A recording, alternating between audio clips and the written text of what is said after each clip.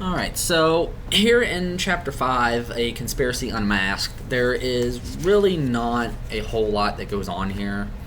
Nothing really to dig into much.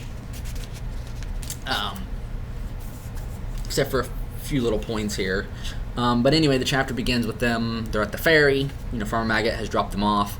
And so they get on the little raft or whatever that goes over the Brandywine River, and as they're crossing, Sam sees something behind them on the other side, and he kind of whispers to Frodo, "Hey, look, what's that over there? Do you see this?" And what they see is this black figure. It says here that it looks like an old black bundle. Okay. But it's moving, and it's like it's searching for something, and of course it is a Black Rider. So they have been followed all the way up to the ferry here.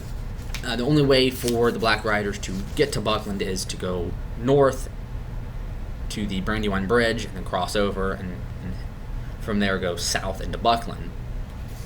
So it buys the hobbits a little bit of time here. And so Frodo comes to a home called Crick Hollow that he had bought. And it was kind of used as kind of a getaway for a while for the Brandy Bucks, because they have their hill, Brandy Hall, and the whole family, and there's a lot of them that live there, and so if any of them want to get away, this is where they would go. So Frodo buys this as his home, kind of like throw people off so that they don't know that he's leaving the Shire. Now, Buckland at this point is not part of the Shire, and the people of the Shire do kind of look at them as very odd and strange, because they swim and they like to row boats, and most hobbits, especially the hobbits of the Shire, don't go in for that. But they go to the home, they get settled in, take baths, and then Frodo finds out from them that they have been using Sam to spy on him, because they are worried about Frodo, and they, Mary reveals that, yeah, he knows about the ring because he saw Bilbo use it once to hide from the Sackville Bagginses, as he would often do.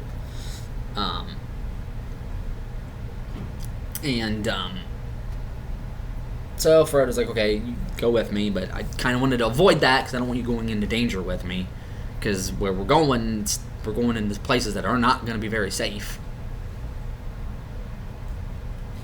And, of course, Mary's dad is the master of Buckland and head of the Brandybuck family. So Mary is kind of, I wouldn't say he's royalty. Pippin, of course, is the son of the Thane of the Shire, which is their sort of king. So he's kind of a prince in a way.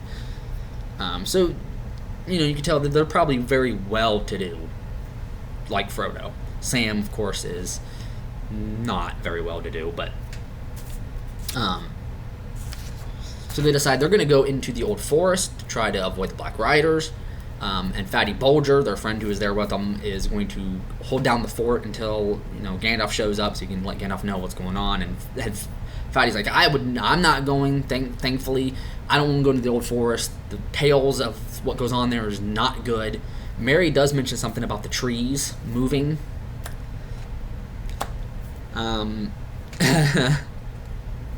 Yeah.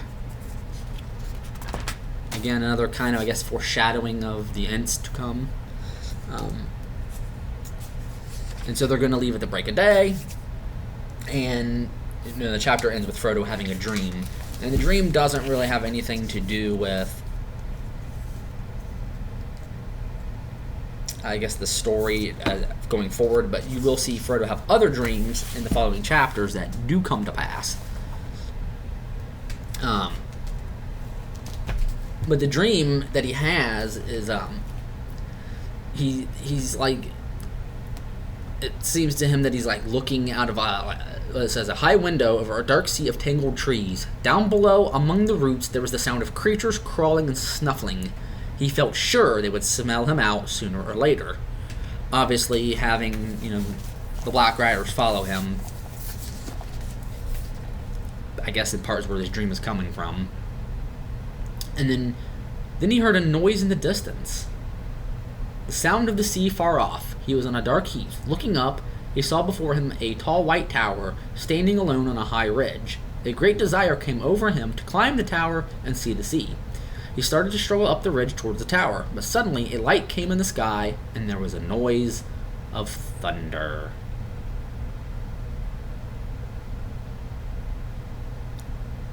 And that's the end of this chapter. And this tall white tower is one of the elven towers far off on the other side of the Shire.